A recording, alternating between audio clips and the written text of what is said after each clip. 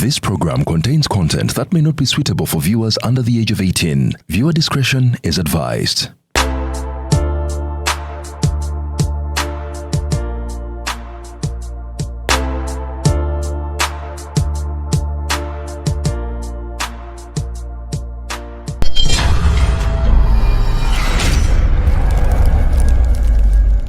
Owaye lero nga muli busy ono siya mugagga wange emmotoka eno gyoze bulungi bagikwatamu eri yonna wansi bagitereze kamalalo omugagga wange ono wano ng'oli mweraliikirivu Kasuku nabye benzi yo wali ne ŋŋamba ng'ombuzeeko kiri kitya awai si byangu oluto nga lukuggwako si byangu Kasuku kiki obulamu nabo wabubala si bwe butambula buleka bugenda bucyankalana bucyankalana kiki obuzibu ki ndi mu katubagiro ka byasimbi oyagala ssente njagala ssente za bwangu buli wengezaako okugamba wano baleeta ekyapa leeta ebyobugagga byo naye kati waki tonkubirangako ebyo bintu tubimala buli lunaku tofaayo jangu kutwa tugende kati gwe yagimanya nti ekyo kiwedde kiba kiwedde Aji tutuuse we wano Aji ogirayo Delta Cash we wano Delta Cash basangibwa wano naalya ku kizimbe kiriko Children's Clinic omanyi Aji njagala ofune ssente olina engeri gy'onyumira mu benzi yo nalwawo engeri gy'onyumira mu benzi yo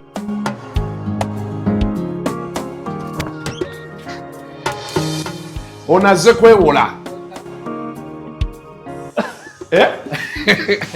kibadde kitya bulijjo sikimanya nga toli musajja mugezi okitegedde ontaasizza nnyo okimanyi baŋŋambye ebintu bitono nnyo just logbook national ID bank statement yokka mu ssaawa 10 ngenda kuba nga nfunye ssaawa 12 egy'okuba nga olina ssente www.deltacash.ug osobola obijjulizaako okwo byonna ssente ne zikusanga okitegedde okimanyi nti baŋŋambye emmotoka yange nsigala nvuga emmotoka osigala ngivuga bagisigaza bakuteeramu turaka n'osigala ng'otambula nayo kati ssente njagala ogenda ozigyeyo ate nkukuba oluse tewali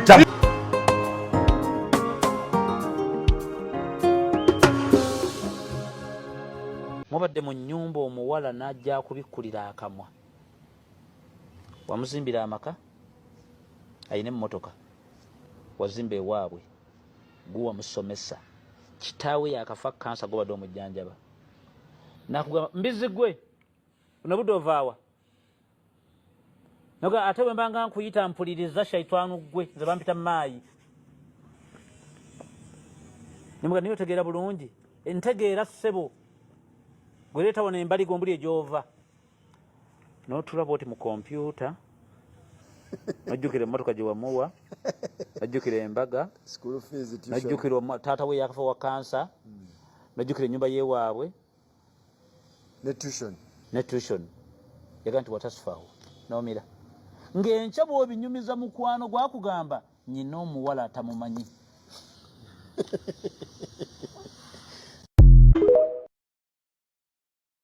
mpadde ka interview kalungi mama Black Man wenna olinga byakulya naye mukwano badde nyinamu obuzibuzibu badde nyina wenjagala okulaga wano speed naye bwe naagenda n'emmotoka nga neekoze delivery ekisajja kino tekigenda kumpa okyekola delivery kanekola delivery naye nenda kukola nti olinayo wa boda wa wano mukyanja wano ate ffe tukyabikola ebyo maye mujja ne musula eri essonde ne mulowooza nti simanyi n'okuba nowa boda wange kubanga obutuufu ngenda kuleka wano emmotoka naye kati waalifunye omuntu gwokubira najja nanona speed affe wano tukozesa ride now app ogimanyi ride now ofunirako genda wano genda ku Apple Store teekamu ride now ogirabye yiiyo ebintu byabwe dakiika 2 nga bangi nga bakufunye dda kati omusajja mugenda munyamunyamu luseke nyamnyam sawa yakwekola delivery omwana ow'obuwala nga this is nice kwetwala dakika nga 2 dakika nga 2 kanjitwale. Kati owa boda wo wuno. Mama nga yangu yazze mangu. Azze mangu andi yo gye bayita right now. Owaayo omukyalo ono nedda mukwano otuula mabega. Mwamanyira okugira boti muwere helmet yino. Helmet. Oyambale saagala okube mutwe wansi. Omutwe gwe gutambuza food for the soul. Kansooke njitwale ku delivery. Kwano tugende. Boss omutuusa bulungi. Eyo ngambako ng'otuuse. Ekyo kye bayita ride now, let's ride. Ale luzungu kale kazungu tujikole sawa namba luzungu. Luzungu tugenda muza kujira kutoka ntoko ndi mbuzi sizalisa mukazi kati ndi muto gwasa sule ewana abakyala abo boolaba babbi abakyala wereso omuyomba enyembuto katonda yekyembuto genda wegiwaminge yabaweereza buno bukeeke obutini singa babu mutwale bamusonseka mukamwa bwonna n'abufulumiza mu nnyindo kibwa alina guno omuggo gwa musa wayitista biblia mu detergent waliwo wanagambye ebola y'akasajja kasendi kalimba bannange esendi bannange.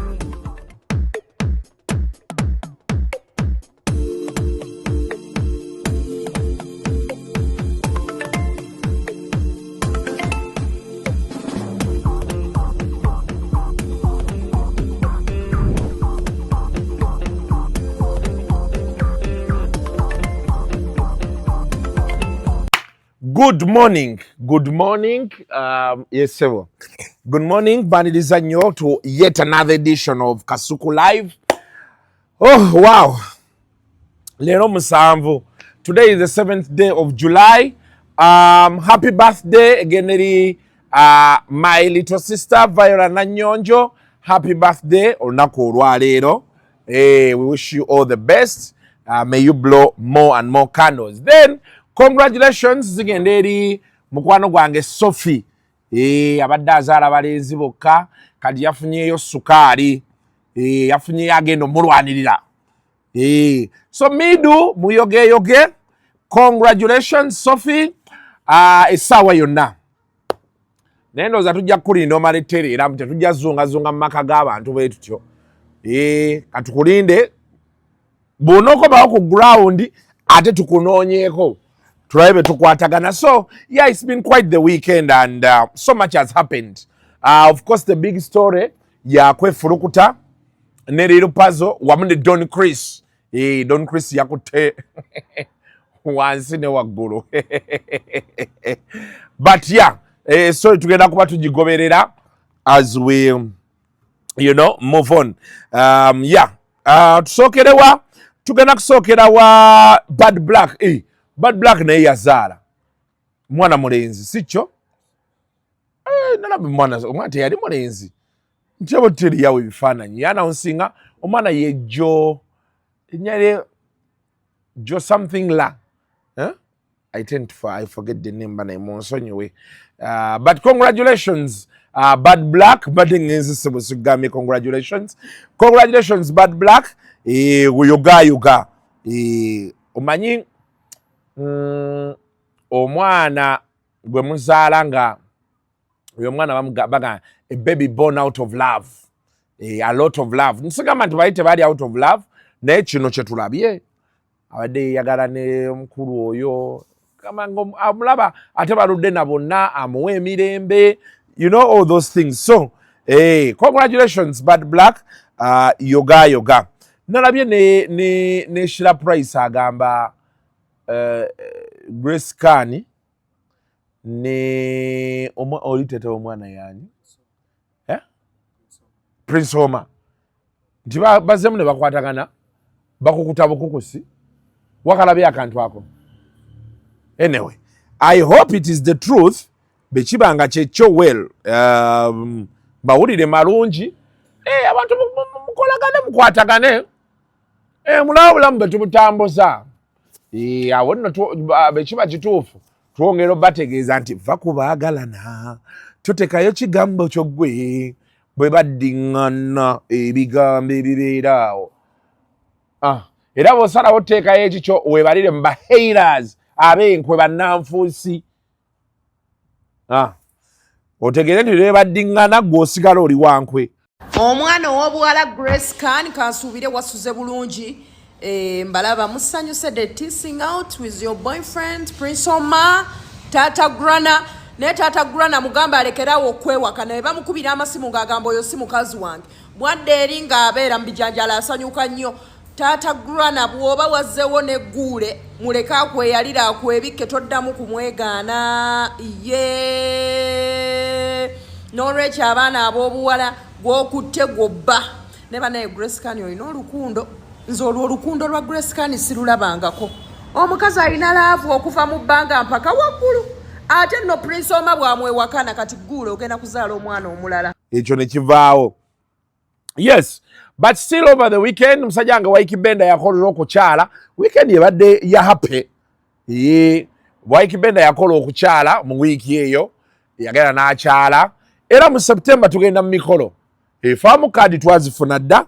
Era tujja kubeerawo nga nga we are ready. Nsuubira no mutyaba bano bonna bwenjogerako bw'obateekayo emikolo awo gitambule bano bonna ovale emikolo gitambule awo abantu balabe musajja wange Waikibenda be yanyumye naye Waikibenda alina ke yakola yagenda n'afuna enviiri kiwata kyali kimututte ng'asala kabomba. Omanyi akabomba ako okutuusa omwana waggamba but oli mwana muto naye weesanga abasajja abakulu nange akabomba nakagoba abantu bayinza olowooza sirina nviiri zange kati ate njagala siba biraasi era kati ndi muzikuza wano munjagenda kola mpola nga buno obuspongi ngenda mbujjamu nsooke nsibeko emiguu wange ena mwogere era yayonooneka omuvubuka oyo mumale mukimanyiire zigendeyo. Then ne baby Gloria naye yalangirira date bazifulumya tebazifulumya date balangirira emikolo gijja bagamba oba mu August bagamba August yali August oba September konawo bagirangirira ebintu biri mu kutambulira ddala abaana omwana yagadde munne ayagadde munne omwana yagadde munne pozi oli akolerako ekisigala omwana yagadde munne omwana yagadde munne yebana omuwala oyo yalagawa gundi yayimba omwana yagadde munne yalinga awandiika n'ennyimba bamuyita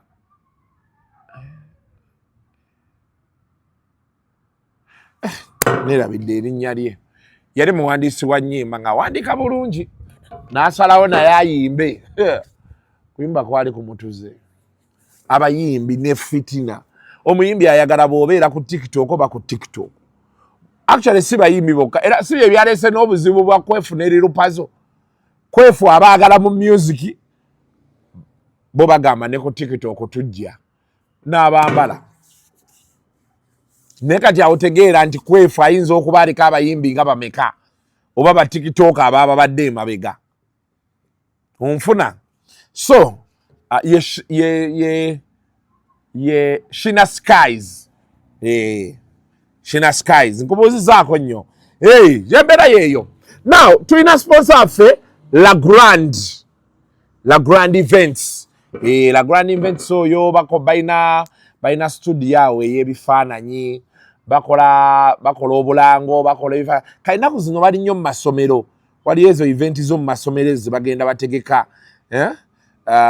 kati bw'oba oyagala videographer omulungi mulinayo ezo zi MDD olaasa Maria Goretti obuchallenge bwekolaakola ku juzi balina ke bakola n'Archbishop ebintu ebyo abala Grand Events babibeeramu ne bakuwa social media play bu video obulungi n'ebisigadde osobola okubeera ng'obeekwata waliwo ka video ke baatuwadde awo mutyaba kesobola okubeera nga tuteekayo abantu balabe ku waaka waabwe bapya brand new baze ne baga nti akasuku live katukwegatteko tulabe ate ekintu bwe tukiteeka mu bantu so tobeere eyo balina stage sound screens cameras ate nga bakwata nebo bu videos ezo zokuba olina omukolo gw'oyagala baguspicinge gujje nga gugira mweno ango abantu abamu mukola emikolo n'oteekamu ssente nnyingi n'ofuna abantu ba amaca olwokuba wamuwuliranga edda ye yakola ku mbaga ya mukwano gwo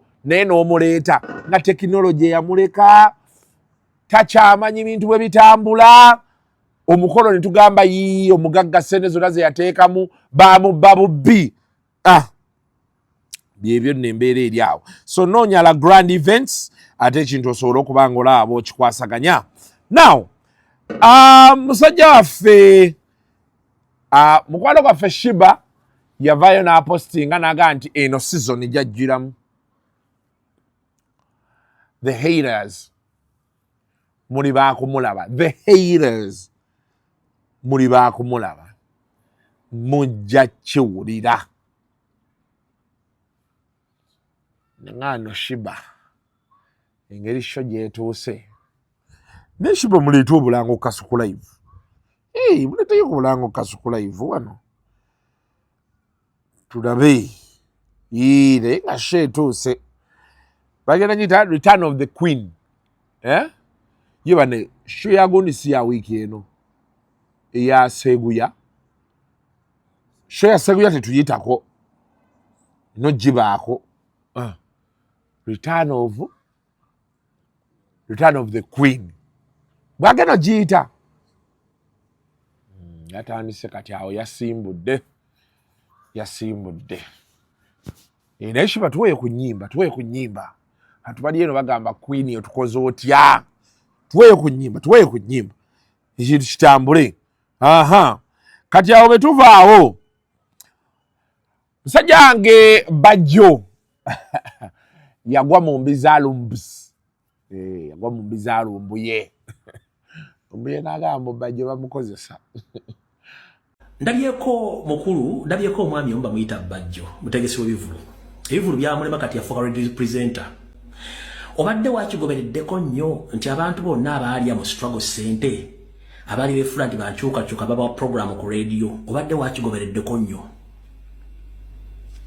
Zaya Katamwega obadde wakigobereddeko nti bonna abaalya ssente abaali bayita ba struggle baba program ku radio bakola ajja n'ayogera ekigambo ekituufu ayogera ekigambo kituufu ekimu n'akuba 10 nga bikuba Kyagulanyi mwadde mwakyetegereza bonna abaali mu struggle abaalya ssente omwali ba broker abaali esima bategese b'ebivulu simanya abayimbi ne baani mbadde mukyetegereza kati bonna bafuuka ba radio presenters balina program ku radio ez'enjawulo ajja n'ayogera ebigambo 2 nga bikuba Museveni n'aleeta 10 nga bikuba Kyagulanyi mwabyetegereza kati bonna bavaayo nga bebuzabuza nga bafuuka baana mukitegedde bulungi nnyo kati evidiyo eyo gituteereyo awo omukulu yadde tali happy ne Bajjo then GNL yayogeddeko eri abantu state of the hip hop address simanye oba GNL akikola lwa PR oba nsonyi kivulu kyagaana anyway nga benjogedde wali buli omu alina ensonga ze lwaki akola ebintu bye ayinza okuba kati tokability ate alina kyajja ogikozesa naye address ye nagirabye and he raises some very important issues era alina kye yakoonyeeko hip hop ono mutandika mutya omugyamu ssente kye nasinze owulira teyakitaddeko essira naye hip hop mumugjeemu mutya ssente kyadde very important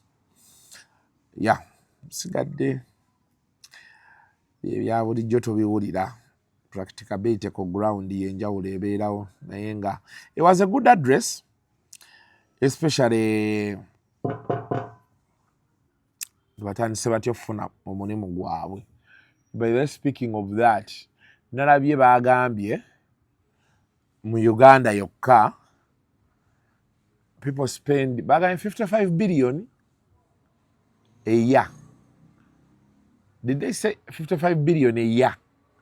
Kuba nalabye Honorable Nyombi Tembo yafulumiza internet usage mu Uganda.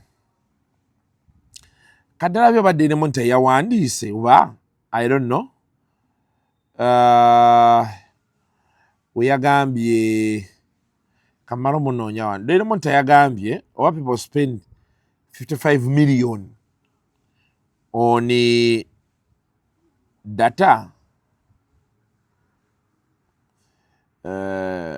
Kandabe yabiteekayo ddi.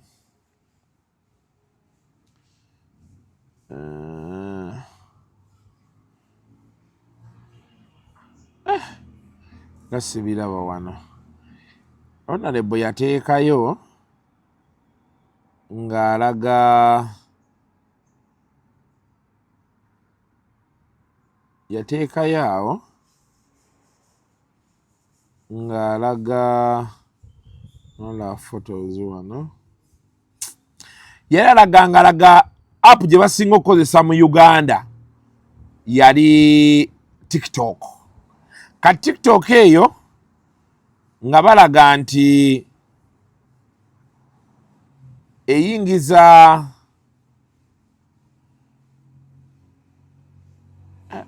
kambuze wano bannange nandibadde njagala nnyo kabalaga wano nakalanga akataddeyo last week awo Honorable Nyombi Tembo yali agezaako kulaga ngeri gye bakozesaamu gundi wano bano ekambuze naye TikTok gye tusinga okukozesa ne kuddako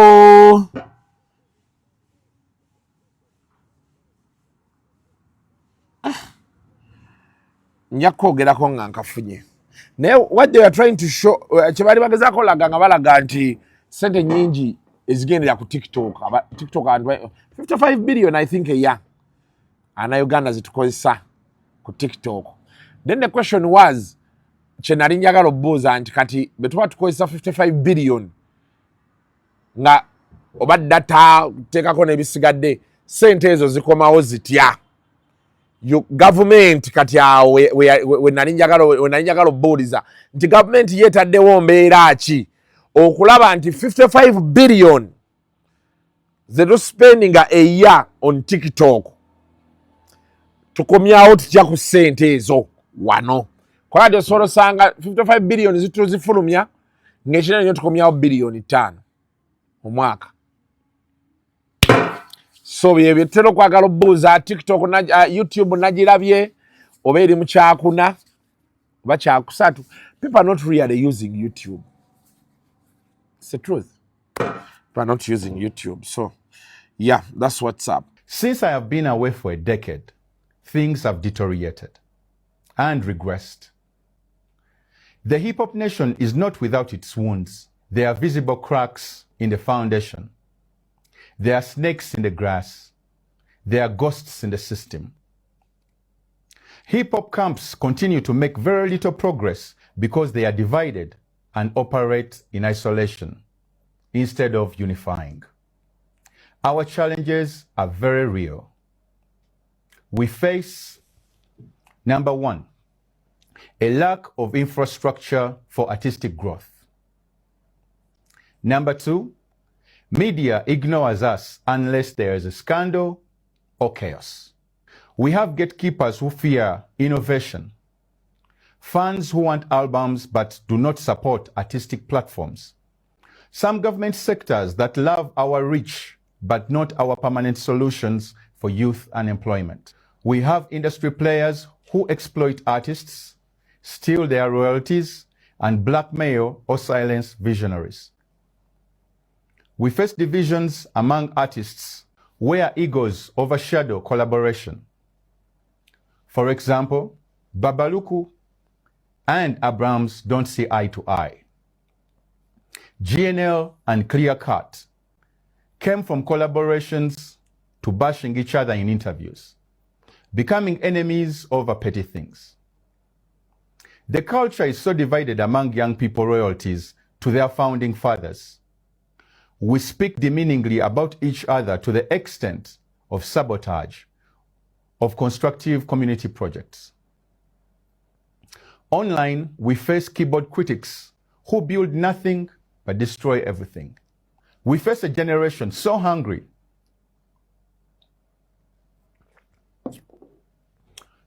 for fame that they forget the flame that lit the path.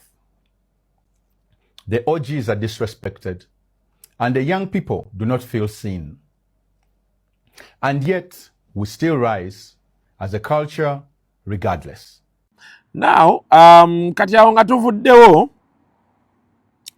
Namukasa nasose ne mulana ebimuli ku Serena nga biriko amusore. Omwami yamuweereza ebimuli omugamba amusore bino bye baade boogera kuba omukazi yagambye mbu ali lubuto lwa mugagga waffe Lubega n'avaayo. Wasole n'olaba ebimuli ebyo nga Namukasa ava ku Serena biriko amusore kati n'avaayo. Namukasa omusajja yavuddeyo n'aga nti nze omukyala ninoomo Jenny Namukasa. Ne mmanya nti buli lwowooma kale kabambi kakuumuufu kalaba naye kakyali nayivu kagamba mbu omwami nantitire engatto ne bboto banaye ne bboto nayo kintu kiri awo akyogeddeko abaana babatwale naye neŋŋamba owaayi. So omusajja n'avaayo n'agamba ey'olubuto n'agamba laavu ye Jenny. Saawa zino omukyala gwe nnina ye Namukasa Jenny. Ekindeese wano disrespect y'amaanyi ebiri ne mumuvuma bino ne mumulabisa kino. Yes, it is all okay. Kati kyenjagala tujje wano bantu babiri kubanga ne ssente zennyini ze mugamba nti mwampa ogula emmotoka bannange n'emmotoka gyenvuga wano ku internet tewali agimanyi. tosuna mukwano togeza.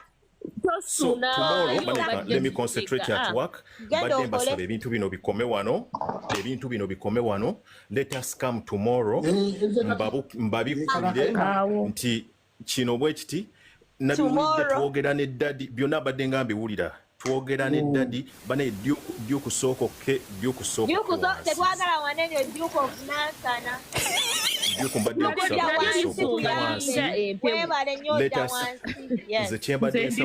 bane mwena baholas. Thank you so much kyemukoze mukikoze mwena everyone.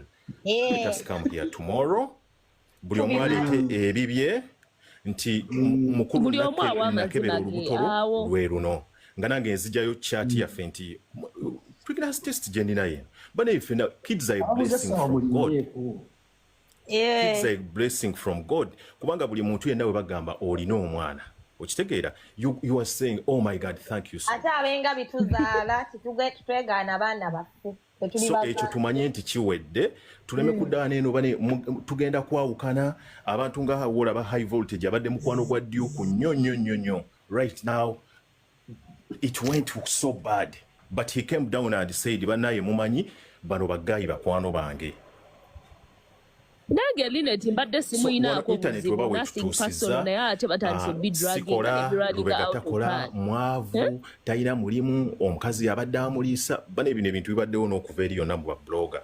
So nze kyensaba kiri bwe kiti tujje wano enkya mbaleetere chaati zange eziraga n'olubuto biki eri echaati eyabadde ewa mukulu Saabu Zero baginkubidde ekifaananyi omwana n'agimpeereza naŋŋamba ne zino ssente zizino ku internet.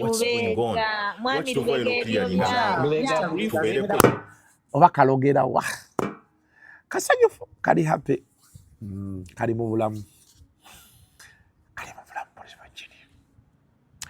embeera yeeyo gw'atalina akwagala owedde muli eyo mukukuta essaawa yonna owedde tuba tuli awo tugenda ozuukuka nga Doni Chris yavuddeyo abantu badde bavaayo ebiseera ebyo nga bagamba simaya Skyping yababba wololo. In fact waliwo abankubirako awo nga bagamba bagenda ku matching nga bagenda ku office ze nengezaako mukubira naye omanyi simu ankufuna ku direct call wero inamufunira ku WhatsApp awo nemuweerezako awo halo yanzira mu juzi wano oluvannyuma lw'ebbanga yanzira mu juzi awo era twadde twogera awo nemugamba waayi nina abaana benda ababagamba nti wababba nanga waliwo ababalwanisa waliwo baali bakola nabaawo munda ababalwanisa kati ndowooza yatuuse ne bimutuuka wano yadde ku live n'agamba ye kampani yagigaddewo era yayiseemu n'ababuuza abantu mwagala okugenda ebweru Uganda yabakola ki ani agenda olonda Museveni ne Kyagulanyi mugenda ebweru muzunga mulaga wa where you going how you go where you going ekibuuzo n'akibaddiza n'ebirala bye yayogedde awo n'agamba takyayagalira ddala kumanya era yagambye takomawo Uganda eyo chapter closed we boop kyabasoko bateeke yawo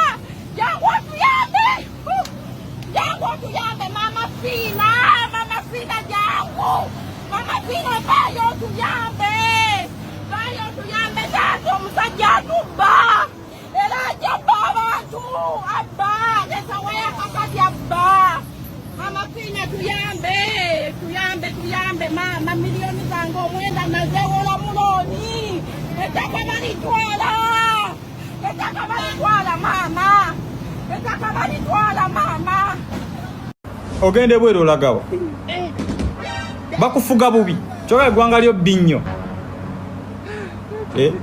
mbolaga bwe ogenda bweru nyoka amazi olagawa tugenda mbulumbo fuluma ggwanga mwagala kummanyiira tugenda kulonda mumufuluma ggwanga mulagawa katana nalonda mulekade tumanyiira nammwe mulinga amazi Gavumenti tuyambe, bala mutuyambe, simanyi Museveni tuyambe nyoka amazi, Museveni yaliyo nzireta. Azigula mulonjirova. Musoka mvugeri, paka kuulira bubi, ezasiga nzigula mutesira.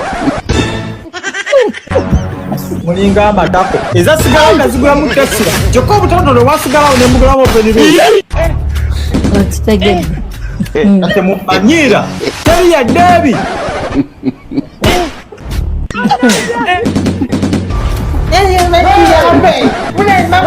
mama pina ine bizibu taina bizibu bya mmwe bwe mwali muzira yali kati bwe yamaze n'atutegeeza twade tuli awo ngesi before maye ne wali yamwogeddeko Don Chris yamwogeddeko yagaye mwezi before sibaya taina byakola mbabeera yagala bakadde nesi before story eyo bambi namulabe yagitaddemu amaanyi n'agenda in fact bakoze video ekiro nga agamba mbu alabye ebintu nga bikola ki nga babijjamu bagenda so kati awo munnange mbeera nina byenjagala oteesa naye engamba owaayi na Uganda oluusi obeeteekako teekayo buteesi tugende bankubidde kasi onagamba nti jangu olabe kampuni eno abantu gye bakaabirira eri mu kusenguka wentuukidde ntuuse nga bali mu kuggyayo kapeti ezibadde abadde amanyi ekizimbe kino bali mu kuggyayo kapeti ezibadde awo wabweru ku balcon TV gaggadde ezibadde mu kizimbe kimuno oba mu ofiisi eno ya Skypini baziggyayo dda emisana. Documents ezimu ez'omugaso babisootinze dda byo byafulumye era bali mu kusetinga mu kizimbe muli munda mwennyini motoka zipakinze bali mu kutikka mmeeza bali mu kutikka ntebe. Kigambibwa nti bayisawa nga 7:8 ogw'ekiro bajja kubeera nga basenguse. Nze teriyinza kuŋŋambako wano kati muwulirize mikwano ngenda bavume enkya ku ssaawa 4 ez'okumakya mbavume ku 6 mbavume ku 4 nga kati bwe ndi mu kikola wallahi ngenda bavume ate ekyokubiri sigenda bawo yadde 2,000 ate ne kampani njiggadde tuwummudde buwummuzi muninga amazi tuwummuddemu tujja kuddamu nga tukoye pulesa zammwe ndoli kulise balebe mumanyiira musabire nyindo eringa eyayitako bamanyira babana okugagga abe kumwana Katonda omulamu ndoli kulise oli mwana wa Katonda omulamu oli mwana wa Katonda omulamu era abasaba essala tugamba ndoli kulise ali e Uganda erinyero litukuzibwe obwa CEO bugulumizibwe mu Skypini Tours and Travel. Finally, try to lyawo ku was it Saturday, Dr Kwefu ng'akola post. Njagala gikusomera nno bulungi. Dr Kwefu ng'akola post. Ng'agamba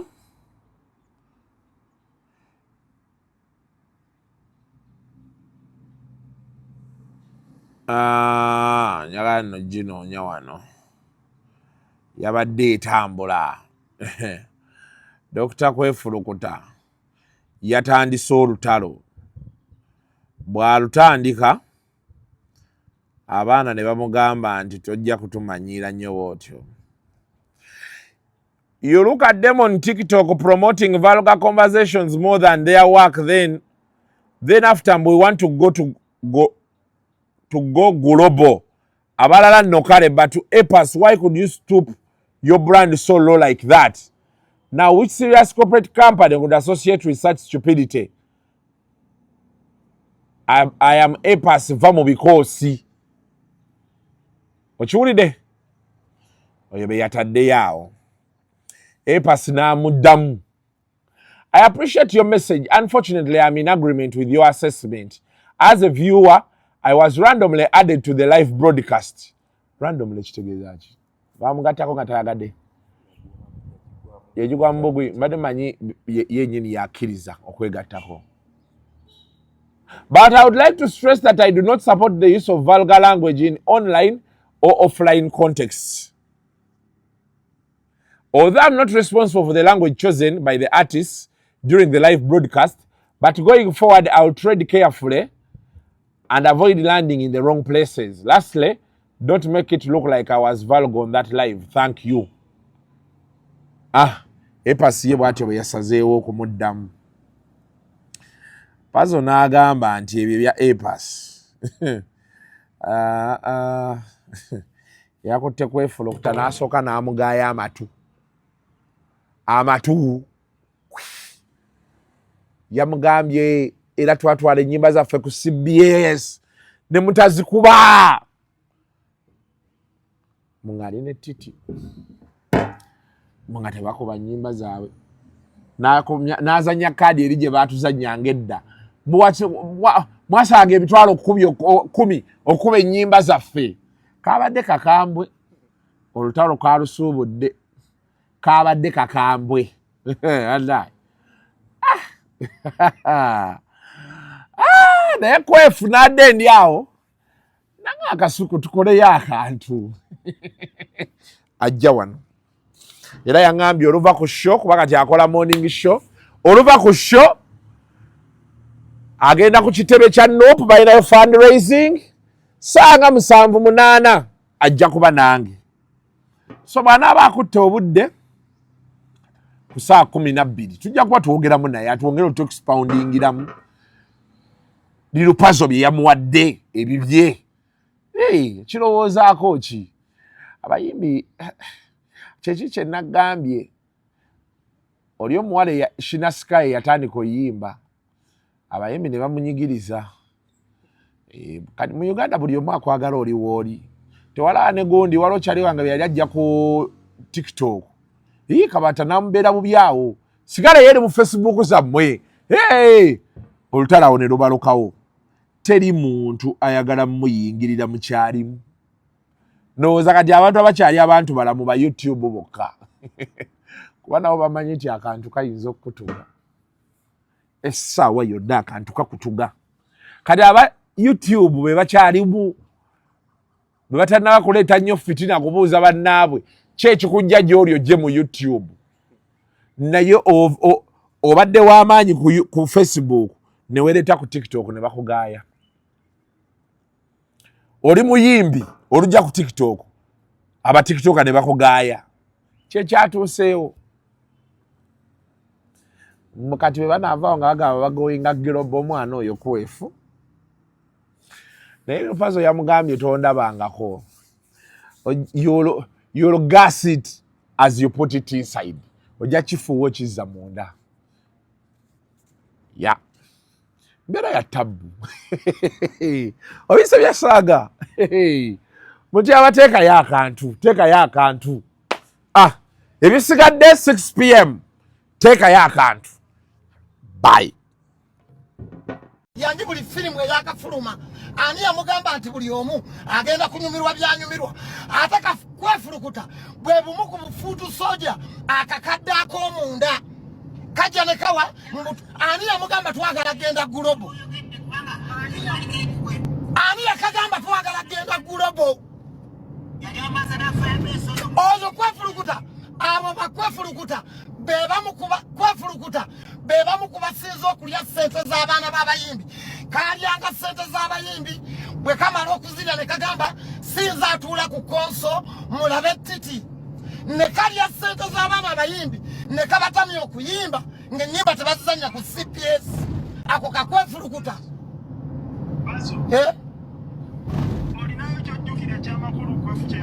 talina kye yali ayogedde okuleka okwogera simanyi nalabye firimu pango kasayo ekiro mwabaddemu omukazi ng'afuuka omuzimu titi wagirabye n'obeera ku ogw'omulamwa n'olowooza nti ffe abavubuka ab'omulembe guno tugenda kuwuliriza nosensiwo ne ku leediyo bamulabye takyalina makulu ne bamuzza ku makya ye muyimbi lwaki bwe twaleeta ennyimba zaffe ku CBS wazikuba gwe Kwefulukuta tunagenda tutya gulobo ng'ennyimba zaffe tozikuba ng'obeera mu kuzannya kazibwe kapo bw'ojjako kazibwe kapo bw'ozannya titi leediyo mwagifuula yammwe ozannya kazibwe kapo na titi atakuwadde emitwalo 10 tomuzannya otegeera ku leediyo wagifuulayo Kwefulukuta ne mubeera okwo ne titi CBS mwebala kukyusa Kwefulukuta ne mumujja emisana ku ssaawa 6 ne mumuteeka emisana ku makya teri akuwulira Kwefulukuta abakulu bakugamba yessaawa ofulume ebimuli bya Bulange Kwefulukuta obudde bwe buweddeyo fuluma Bulange Kwefulukuta wattakalya z'abaana Kwefulukuta ofenga ozunga Kwefulukuta ofenga owunyeko Kwefulukuta ofenga ozunga nkukolimidde Kwefulukuta nkukolimidde mu nsi muno olemesa live ya Bulunoke olemesa abaana okubeera muno omutwalo Kwefulukuta ofenga obonaabona Kwefulukuta tojja kufuna mirembe Kwefulukuta nja kukumira akasaana Kwefulukuta nja kukumira akasaana va ku live ya Bulunoke muve ku baana buli kadde ne mulowooza mutujja kwogera ku byakalambo tugenda international wano kuloko mutuzannya batuzannya abo Tata Faridi. Wakafire Kwefulukuta. Fango zunga Kwefulukuta. Fango unyemvu Kwefulukuta. Fango zunga kisidani kwe. Wetwale te nyimba za fe ku CBS wazikuba gwe Kwefulukuta. Tunagenda tya gurobo nge nyimba za feto zikuba. Ngobera mukuzanya kazibwe kapo. Koje kazibwe kapo bozanya titi. Yadi yomaji fula yamwe. Ozanya kazibwe kapo na titi. Atakuwadde mitwalo 10 tomuzanya. Otegera. Kuyadi wajifula hiyo Kwefulukuta. Ne mubero connectiti. CBS mwebala kutuza Kwefulukuta. Ne mumujemi sana kusawa mukaga. Ne mumutekemi sana kumacha. Teri akuulira Kwefulukuta. Abakulu bakugamba yesawo fulume bimuli bya bulange. Kwefulukuta obudde bwo buweddeyo. Fuluma bulange. Watakalia zabana. Kwefulukuta ofengo zunga. Kwefulukuta ofengo unyeko. Kwefulukuta ofengo zunga. Kukoli mide Kwefulukuta. Kukoli mide munsi muno. Olemesa live ya Bulunoke. Olemesa abana okubera muno omutwalo. Kwefulukuta ofengo obona. Kwefulukuta toja kufuna mirembe. Kwefulukuta nja kukumira akasana. Kwefulukuta nja kukumira akasana.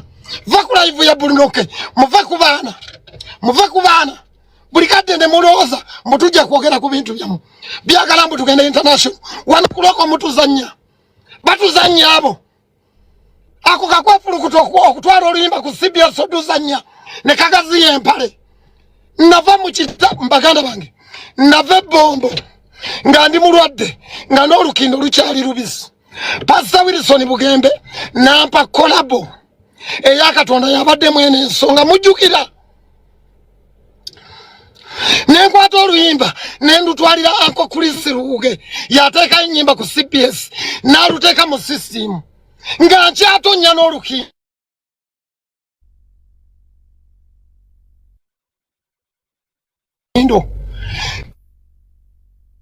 Yani akutte mu waya Pazo sumulula disco. DJ n'olukindo lukyali bantwala ku CBS nga bankwatiridde. When natuka ku CBS nempayo oluyimba Uncle Chris Ruge n'aluteeka mu system lutandikwa kuzanya ku CBS nga ndi wange n'olukindo terunakala ndi ku radio mpulira kali kumpewo netiti nkakubira nkagamba Uncle Kwefu Pastor Bugembe yaŋŋambye nziremu akayimba akakatonda yabadde mwene ensonga Kwefulukuta kazanye akasajja ako kaagana okuzanya oluyimba lwange ne kaŋŋamba kubira titi nenkubira titi nga takwata ako Kwefulukuta ne bugana okuzanya oluyimba lwange. Obo Kwefulukuta ne kagana okuzanya oluyimba lwange. Tunagenda tutya gulobo. Mwe mwatuleetera embeera eyo. Bwe tuleeta ennyimba zaffe ku radio temuzanya. Mwe mwatuleetera okuyimbira enkudi.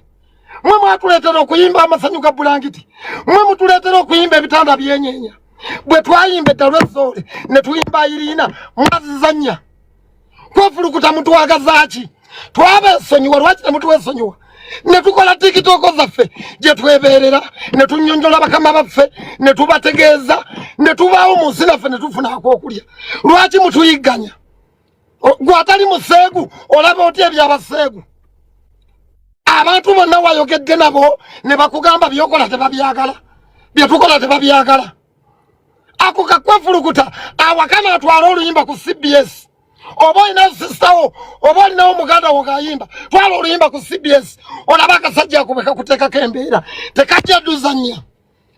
Azanya kazibwe kapo na Titi Tabeero.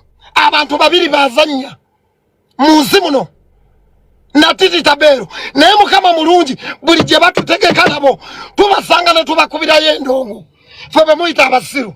Buli gye batutegeka nabo bwe batulaba ku stage badduka misinde. Tubasanga ne tubalinnyirayo endongo. Nzira kuuma Lukisekka. Wuma Lukisekka ogenda kubeeranga munno. Sadamani Makebe yali e Dubai ng'agaziya amatako. Wano e Uganda nga tetumulaba. N'atusuubiza bw'ajja Uganda agenda tulagako. Asobola okuvimba. Oyo asobola okuvimba Sadamani Makebe. Naffe ba big boys mu kibuga. Oyo atusobola. Atusobola oyo asobola okulya emmere ku kalameera oyo Sadamani Makebe munno nga bw'afaanana. Asobola okulya emmere oyo asobola okugenda mu sawuna y'emunyonyo ewa Sudiru oyo bisirani mwe bwe mutamanya nti ensi kukola ne mumanya n'abantu abalina position mbobufuzi.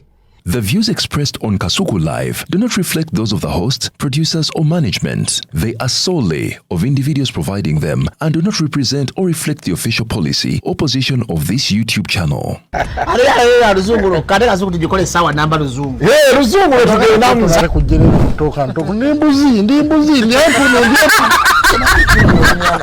Sizalisa mukazi kati ndi muto gwasa sule ewange akyala abola bababbi abakyala werezo omuyomba inyembuto katonda yechembuto genda wedi waminge yabaweereza buno bukeeke obutini singa babu mutwale bamusonseka mu kamwa bwonna n'abufulumiza mu nnyindo kibwa alina guno omuggo gwa musa white star premium detergent waliwo wanagambye embunda y'akasajja kasendi kalimba bannange esendi bannange